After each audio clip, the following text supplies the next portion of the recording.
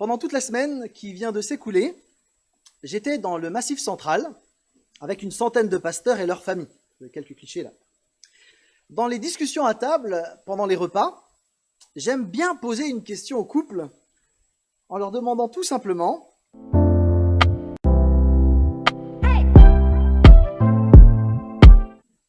Et quand on écoute les histoires des uns et des autres, on attend que le couple raconte le moment décisif. Vous savez, ce moment où l'un des deux a osé sortir de sa réserve et a eu le courage de poser la question qui fait que le couple commence à exister. Peut-être, si vous êtes en couple, vous avez vous-même connu ce moment décisif. Avant ce moment, on construit quelque chose, parfois un peu flou, les émotions sont un petit peu variées, il y a un mélange de sentiments, de doutes, on ne sait pas trop. Parfois, il y a cette sensation, surtout au départ, c'est pas possible, elle est trop bien pour moi. Et puis, il y a un moment, un des deux sort de sa réserve, prend son courage à deux mains et ose. Le texte de ce matin va nous raconter une histoire où quelqu'un est sorti de sa réserve.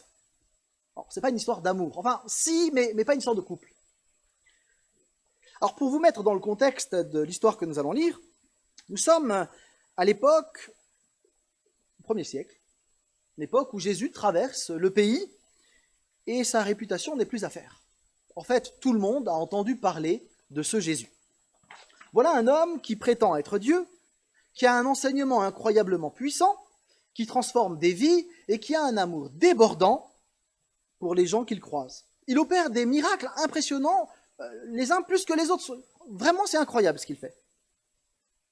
Chose étonnante pour la société juive du 1er siècle, qui est une société très cloisonnée, Jésus s'intéresse à tout le monde, aux adultes comme aux enfants, aux hommes comme aux femmes, quelle que soit d'ailleurs la condition de chacun. Chose encore plus imaginable, il s'intéresse même à des étrangers.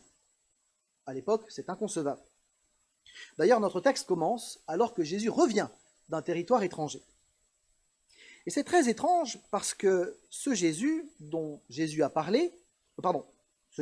Amaury a parlé, en disant qu'elle le connaît et qu'il a changé sa vie, c'est ce Jésus-là que nous retrouvons dans notre texte dans Marc 5. Et donc je vous invite à prendre, si vous avez une Bible, le texte de Marc 5. Si vous n'avez pas de Bible, on sera très heureux de vous en offrir une tout à l'heure. Et voici donc le texte de Marc 5, les versets 21 à 42. Jésus regagna en barque l'autre rive du lac. Là, une foule immense s'assembla autour de lui sur le rivage. Survint alors l'un des responsables de la synagogue nommé Jaïrus. En voyant Jésus, il se jeta à ses pieds et le supplia instamment. « Ma petite fille va mourir. Viens lui imposer les mains pour qu'elle guérisse et qu'elle vive. » Alors Jésus partit avec lui, suivi d'une foule nombreuse qui le serrait de tous côtés. Dans la foule se trouvait une femme atteinte d'hémorragie depuis 12 ans. Elle avait été soignée par de nombreux médecins et en avait beaucoup souffert. Elle avait dépensé toute sa fortune sans trouver la moindre amélioration. Au contraire, son état avait empiré. Elle avait entendu parler de Jésus et dans la foule, elle s'était approchée de lui par derrière et avait touché son vêtement, en se disant « Si j'arrive à toucher son vêtement, je serai guérie !» À l'instant même, son hémorragie s'arrêta et elle se sentit délivrée de son mal. Aussitôt, Jésus eut conscience qu'une force était sortie de lui. Il se retourna dans la foule et demanda « Qui a touché mes vêtements ?» Ses disciples lui dirent « Tu vois la foule qui te presse de tous côtés et tu demandes « Qui m'a touché ?» Mais lui continuait à parcourir la foule du regard pour voir celle qui avait fait cela. Alors, saisie de crainte et toute tremblante, la femme, sachant ce qui lui était arrivé, s'avança, se jeta aux pieds de Jésus et lui dit toute la vérité. Jésus lui dit « Ma fille, parce que tu as eu foi en moi, tu es guérie. Va en paix et sois guérie de ton mal. » Pendant qu'il parlait encore, quelques personnes arrivèrent de chez le chef de la synagogue pour lui dire « Ta fille est morte. À quoi bon importuner encore le maître ?» Mais Jésus entendit ces paroles. Il dit au chef de la synagogue « Ne crains pas, crois seulement. » Il ne permit à personne de le suivre plus loin, excepté Pierre, Jacques et Jean son frère. En arrivant à la maison du chef de la synagogue, Jésus vit une grande agitation, on pleurait et on poussait des cris. Il entra dans la maison et il dit « Pourquoi ce tumulte? Pourquoi ces pleurs? L'enfant n'est pas morte, elle est seulement endormie. » On se moqua de lui.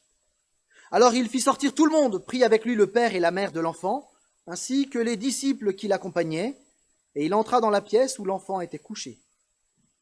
Il lui prit la main en disant « Talitha koumi », ce qui signifie en araméen « Jeune fille, lève-toi, je te l'ordonne ». Aussitôt, la jeune fille se mit debout et marcha. Elle avait environ 12 ans. Tous furent frappés de stupeur. Jésus recommanda instamment de ne raconter ce miracle à personne, et il leur dit de donner à manger à la jeune fille.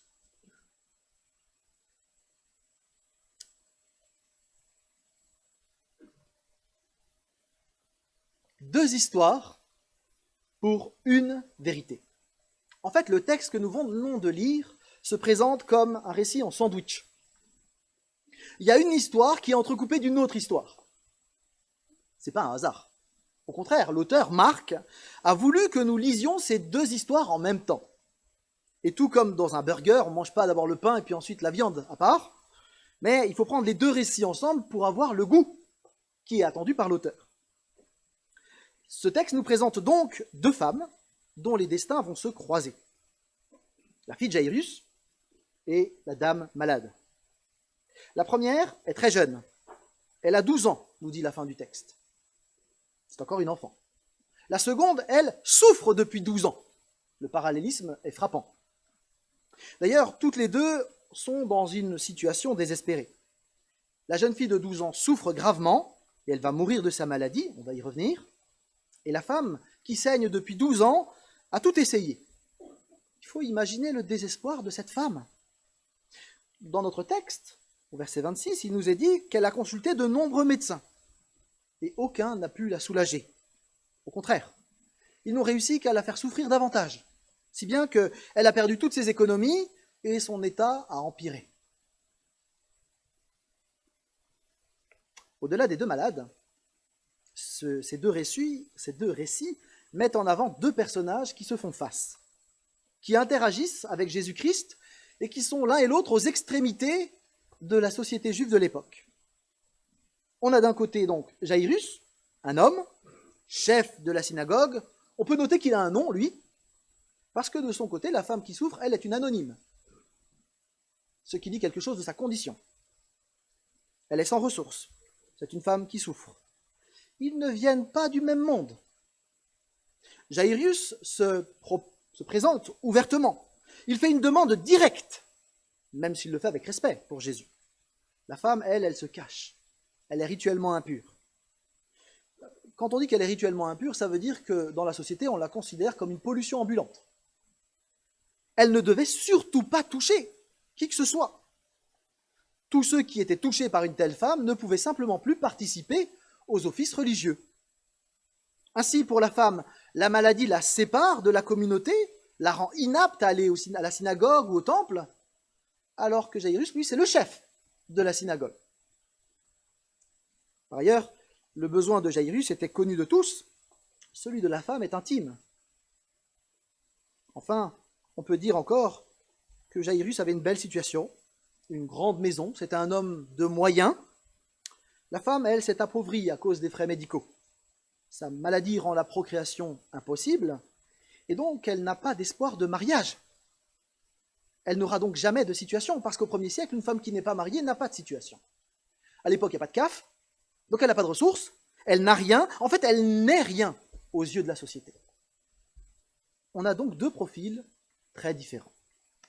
Et ce qui est assez étonnant, c'est que Jairus et cette femme, deux êtres appartenant à des milieux opposés, se sont rencontrés au pied de ce Jésus, qui a priori n'a rien qui le distingue d'un autre homme.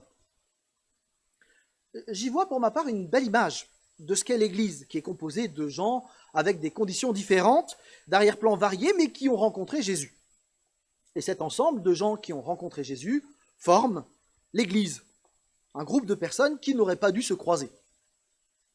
Parmi nous, Il y a des chefs d'entreprise, des gens qui travaillent dans l'enseignement, des personnes qui font du ménage, des gens qui travaillent dans le médical, des étudiants, certains qui ont changé plusieurs fois d'emploi, qui sont en intérim, d'autres sont des retraités, d'autres des chômeurs, certains ont des diplômes universitaires, d'autres pas.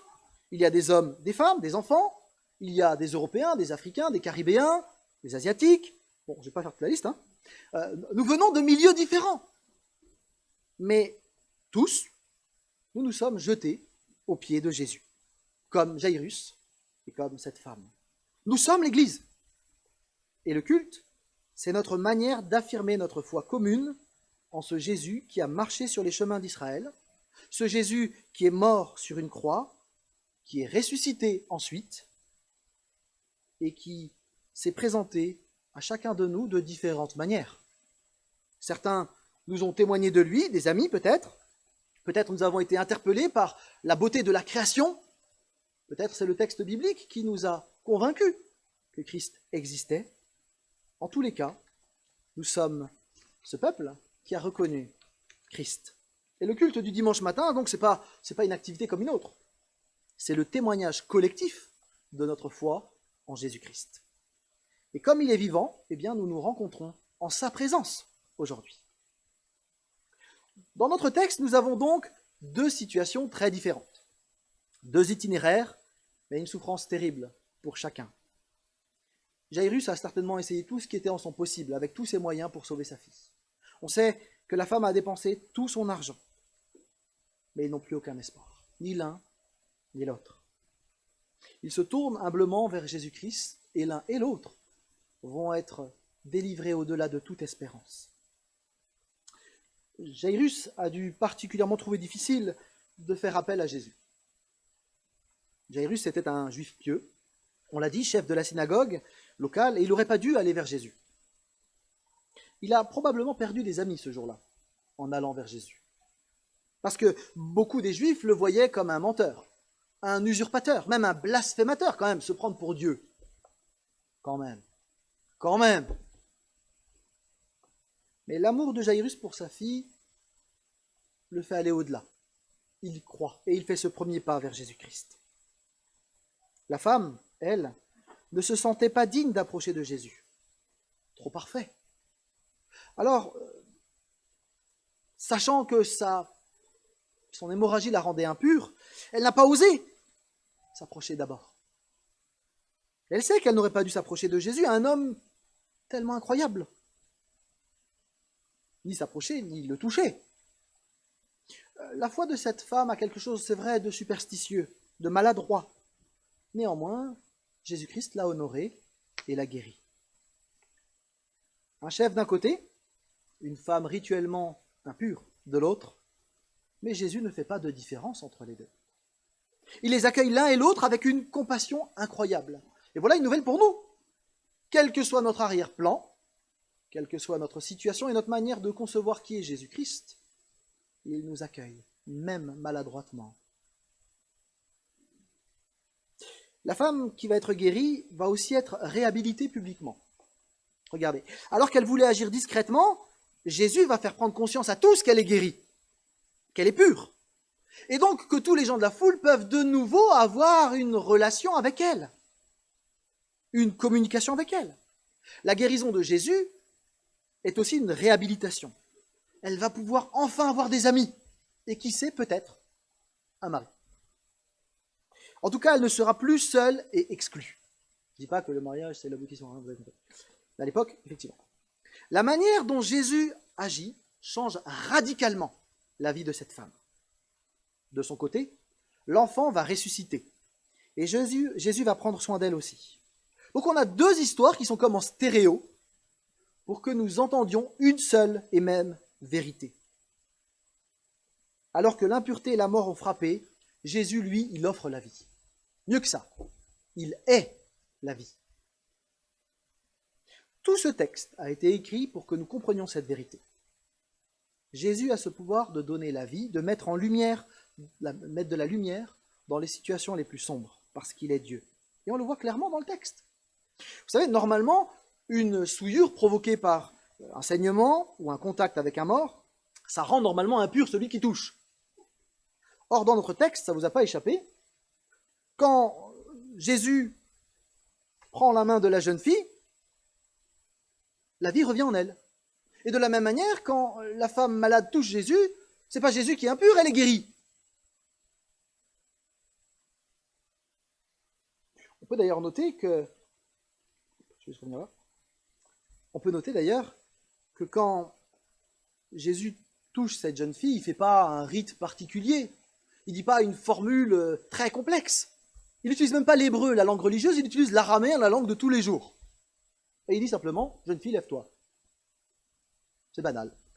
En fait, ce n'est pas la position des mains de Jésus qui a joué ou sa parole. C'est qu'il est Dieu. Et c'est pour ça que la jeune fille se lève. En fait, tout ce texte démontre le triomphe de Jésus sur la mort. Et les gens au 1er siècle n'étaient pas plus bêtes que nous. Hein. Ils savaient bien discerner quand quelqu'un était mort.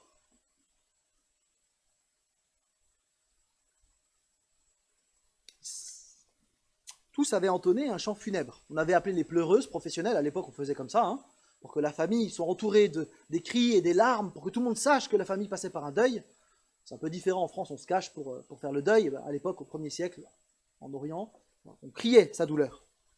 On a peut-être d'ailleurs des choses à réfléchir à ce sujet-là, mais enfin. Et donc tous ceux qui étaient là ont été abasourdis par le miracle que Jésus opère.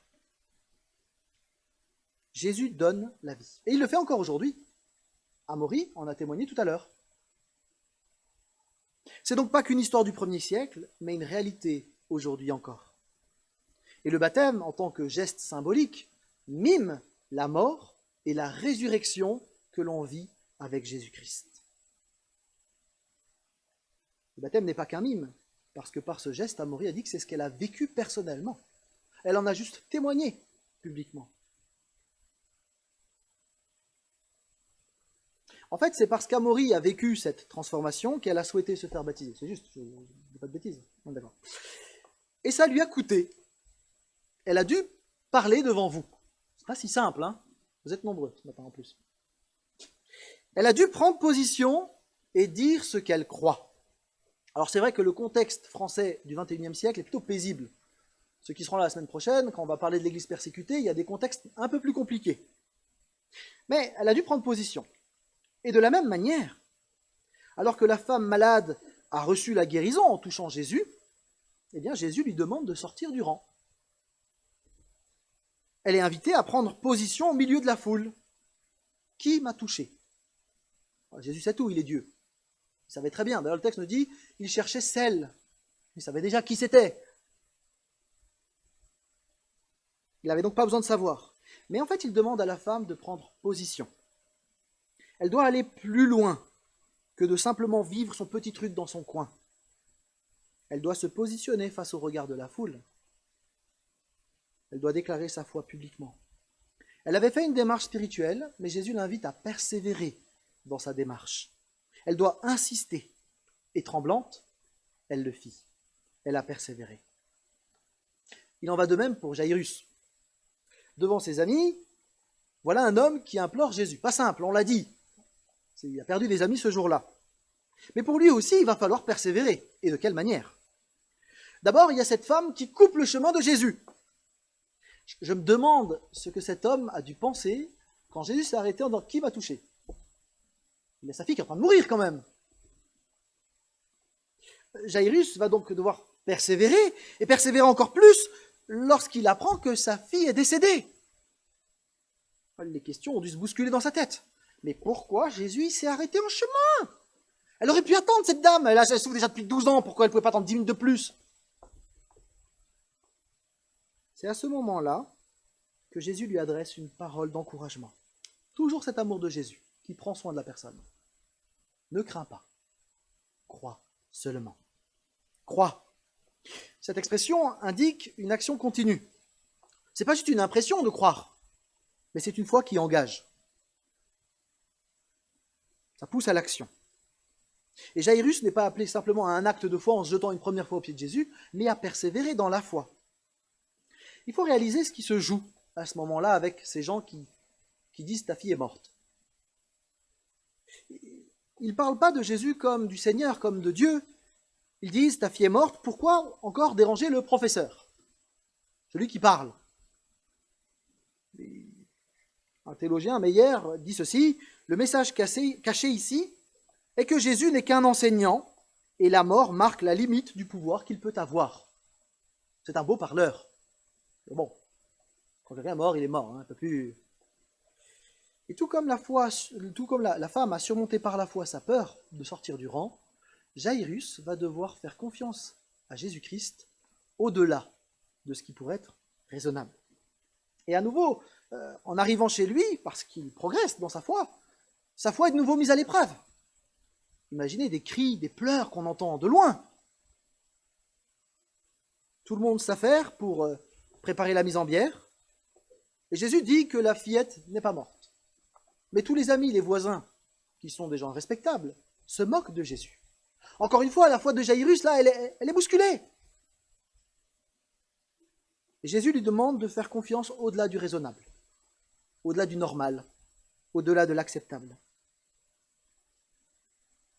Les voisins ne sont pas fous. Bien sûr qu'elle est morte, cette jeune fille. Et Jairus doit persévérer contre toute logique, contre les évidences, et croire que ce que Jésus dit est vrai. Et c'est ce qu'il fait. Il persévère. Et quelle joie, ensuite, de voir Christ qui ressuscite sa fille. La victoire finale de la foi est illustrée ici. La vie chrétienne, elle est aussi marquée par cette persévérance dans la foi.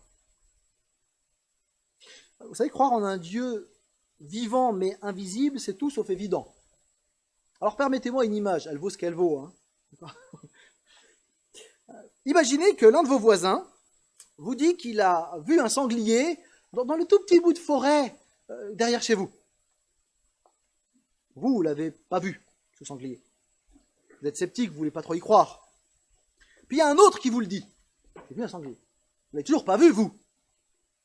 Mais dans la forêt, en vous promenant, vous voyez les traces de ce sanglier. Vous ne l'avez toujours pas vu, ce sanglier. Mais en voyant les traces, il semble assez clair que cet animal existe bien. Et bien de la même manière, et pardon Seigneur si je l'ai comparé à un sanglier, mais vous avez compris l'idée, on ne voit pas forcément Dieu, mais on voit ses traces dans la création. Katia nous a parlé des couleurs de l'automne. Dieu laisse sa trace dans la Bible, qui nous parle de différentes manières. Il laisse des traces dans la vie d'Amaury, dans la vie de plusieurs chrétiens. Parce que l'on ne voit pas Dieu, pas encore du moins, mais que les traces de son action, c'est vrai, il y a des temps de doute, que l'on soit chrétien ou pas, des temps de questionnement. Mais chacun est invité à maintenir sa confiance en Jésus-Christ et à persévérer encore jusqu'au bout. Et cette histoire nous rappelle, cette double histoire, nous rappelle qu'au bout du chemin, la foi ne sera pas déçue. La foi peut être imparfaite. Elle peut être aussi parfois audacieuse. Elle peut être hésitante. Elle peut être courageuse. Elle peut être empreinte de crainte et de doute. Ce qui compte, en fait, c'est qu'elle soit bien orientée vers Jésus-Christ. Ce qui a sauvé cette femme qui souffrait et cette fille, c'est que leur foi était dirigée vers Jésus malgré tout. Alors peut-être une précision utile ici. Le mal, la maladie et la mort continuent d'exister dans notre monde. Tout toucher, toute prière, même d'un pasteur qui invoque Jésus, ne guérit pas forcément. Même ceux qui sont chrétiens peuvent entendre le mot redouté du médecin « Votre fille est morte ». Ce passage n'offre aucune explication sur la raison pour laquelle un Dieu aimant permet au mal encore d'exister. Ou pourquoi l'inexplicable se produit encore. Mais il affirme, ce texte, cependant, que Dieu est toujours du côté de ceux qui souffrent, qui sont frappés par le chagrin. Un miracle ne se produit pas dans chaque situation désastreuse. Mais cela ne diminue pas le pouvoir de Dieu de sauver. Le miracle de la guérison de la douleur émotionnelle n'en est d'ailleurs pas moins miraculeux. D'ailleurs, si Dieu intervenait dans chaque situation, nous n'aurions jamais à exercer la foi. On peut aussi noter que la fille a été épargnée par la mort pour l'instant, mais qu'elle est remorte à la fin de sa vie. Et elle n'a pas bénéficié d'un sursis total. La femme aussi a été guérie pour l'instant, mais avec la vieillesse avançant, elle a connu d'autres maladies. La foi est capable de tenir bon face à la mort, sachant que Dieu, en Jésus-Christ, a vaincu définitivement la mort par la résurrection de Christ. Les guérisons, les miracles qui ont été vécus ici par les uns et les autres attestent comme des traces que Dieu est toujours à l'œuvre. Mais Dieu ne guérit pas de manière systématique non plus. On ne voit pas tous le sanglier. Pardon pour l'image. En ce 31 octobre, qui est la fête de la naissance du protestantisme, vous le savez, on peut s'intéresser à Martin Luther. Martin Luther, premier réformateur protestant, a vu sa fille bien-aimée, Magdalena, qui était en train de mourir de la peste, alors qu'elle était âgée de 14 ans. Le cœur brisé, un cœur de papa, il s'agenouille près de son lit et il supplie Dieu de la libérer de sa douleur. Et sa petite fille est morte. Lorsqu'elle mourut et que les charpentiers étaient en train de clouer le couvercle sur son cercueil, Luther s'est écrié « Allez-y à coups de marteau. De toute façon, au jour du jugement dernier, elle ressuscitera, parce qu'elle a placé sa foi en Jésus-Christ. » C'est ça notre espérance ultime, l'espérance de tous les chrétiens qui se sont jetés aux pieds de Jésus. Quelles que soient les circonstances de nos vies, nous pouvons demander le secours de Dieu, nous pouvons être sûrs de son accompagnement, quelles que soient les circonstances, mais quand bien même il n'y aurait pas de miracle, nous avons une certitude, nous allons ressusciter et nous allons vivre dans la joie pleine et entière de Jésus-Christ.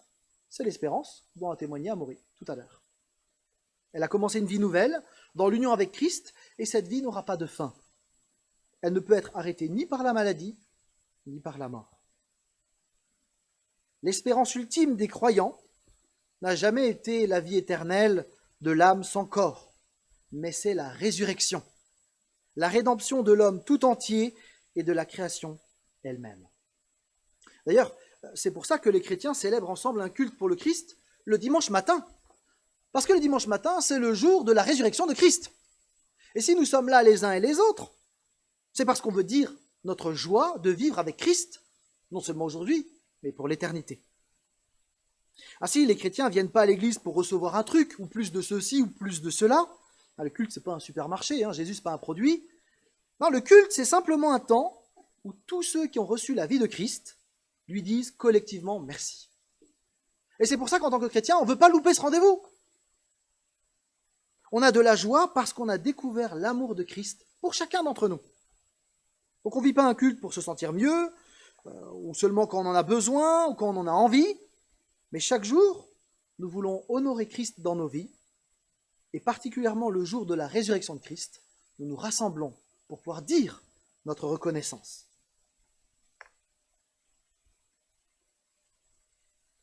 Ensemble, quel que soit notre arrière-plan, nous disons merci à Christ au travers de nos cultes.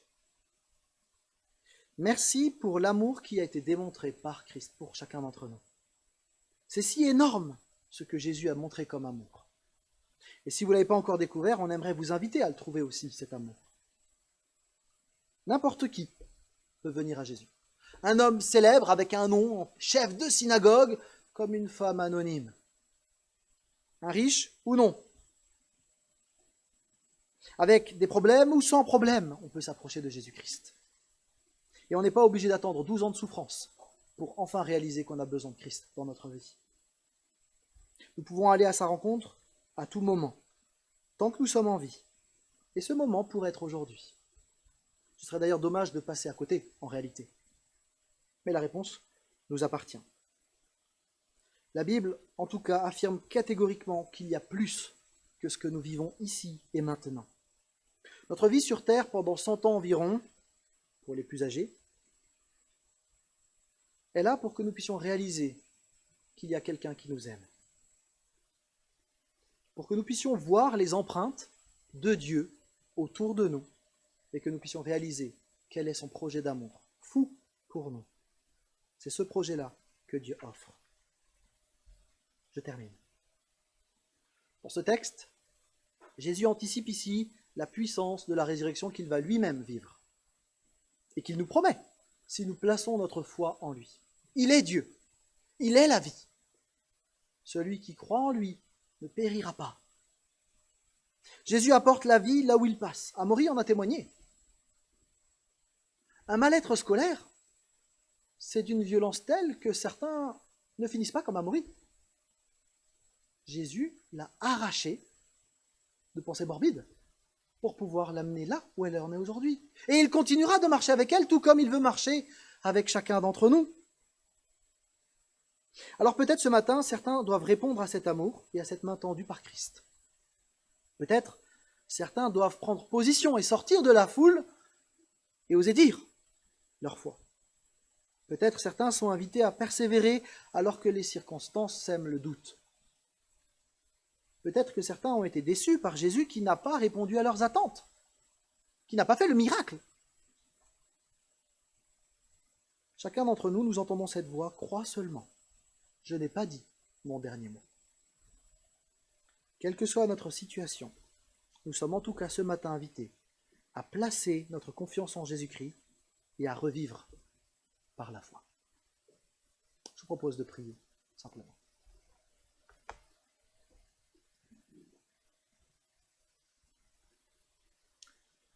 Seigneur, merci pour le burger de ce matin. Merci parce que ce texte a la saveur de la vie. Et Seigneur, nous voulons recevoir de ta part ce cadeau que tu veux nous offrir. Seigneur, tu sais exactement où nous en sommes chacun et chacune. Tu n'es pas en train de nous juger, de pointer un doigt accusateur sur nous, mais au contraire, tu nous tends la main, là où nous en sommes, parce que tu nous aimes.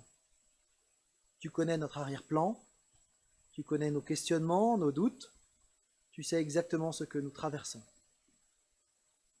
Seigneur, ce matin, nous voulons, là où nous en sommes, entendre ta voix qui nous dit « crois seulement », et nous voulons croire. Nous voulons persévérer dans la foi. Nous voulons te faire confiance parce que tu as laissé assez de traces pour que nous puissions croire contre toute logique. Croire que tu es Dieu. Croire que tu t'intéresses à nous. Croire que tu veux nous donner une vie éternelle. Merci pour l'exemple d'Amaury. Merci pour son courage et sa foi. Merci parce qu'elle a persévéré et elle a osé sortir de la foule pour dire ce qu'elle croit. Merci parce qu'elle a posé une trace de plus dans la forêt pour nous. Seigneur, ensemble, nous voulons simplement nous tourner vers toi ce matin et te redire notre foi. Amen.